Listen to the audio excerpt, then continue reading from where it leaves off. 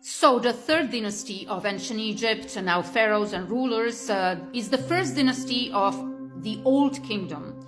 And other dynasties of the Old Kingdom include 4th, 5th, and 6th dynasty. The capital during this period of the Old Kingdom was at Memphis. After the turbulent last years of the Second Dynasty, which might have included also the civil war, Egypt came under the rules of Djoser, marking the beginning of the Third Dynasty. Both the Turin king list and also Abydos king list record 5 kings, while the Saqqara tablet only record 4 kings, and Manethos Aegyptica actually there are 9 names or kings, but they didn't exist, or are simply the same king with just multiple names, and Manetho didn't know actually this.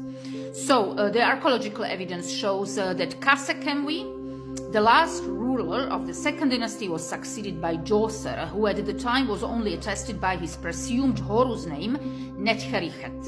Djoser's successor was Sebkhemket, who had the Nepti name Djeserti. And the last king of the dynasty is Huni, who may be the same person as Kahejet, or less likely Kaba.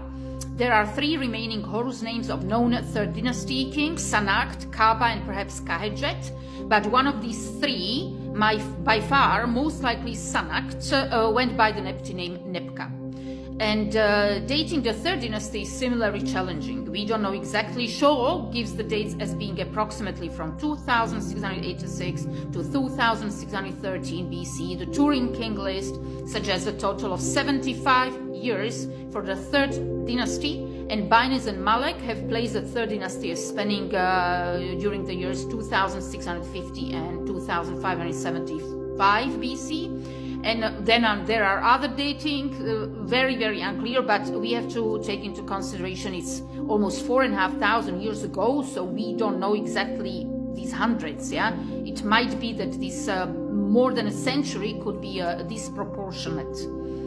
Some scholars have proposed a southern origin for the Third Dynasty. Petrie believed the dynasty originated from Sudan, based on iconographic evidence, but Keita argued southern Egypt is equally likely.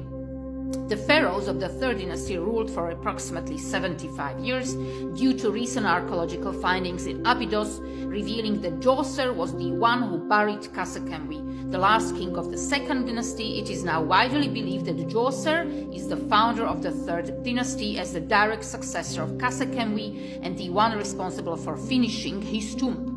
These findings contradict earlier writings like Wilkinson from 1999, which proposed that Nepka or Sanakt was the founder of the dynasty. However, the two were not very far apart temporally. They may have been brothers, maybe along with Sekhemket, as the sons of Khâsekhemoui and his favorite consort Nimadhab. So the first ruler is Djoser, or Neterichet is his Horus name. He was ruling from 19 to 28 years, and of course the Pyramid of Djoser, one of the last actually known pyramid and the oldest pyramid of Egypt in Saqqara. Djoserti or Sekhemket was ruling around 6 to 7 years, buried pyramid in Saqqara. Then Nepka or Sanakt, he was ruling from 6 to 28 years depending on identification, most likely 6 or 18 or 19 years. We don't know. Possibly he was buried in Mastaba K2. Then there is somebody unknown, or Horus name is Kaba, and he was ruling from 6 to 24 years, if identical to Huni, and he has a layer pyramid. And then the last one is Huni, and his Horus name is uncertain, or Huni in Horus name is Kahejet, and he was ruling for 24 years, and he has a pyramid in Meidum, probably. Also, not all of the scholars and scientists actually agree on this. So it's quite turbulent times, but Djoser and Stip Pyramid, as the oldest pyramid of ancient Egypt, is definitely actually evidence.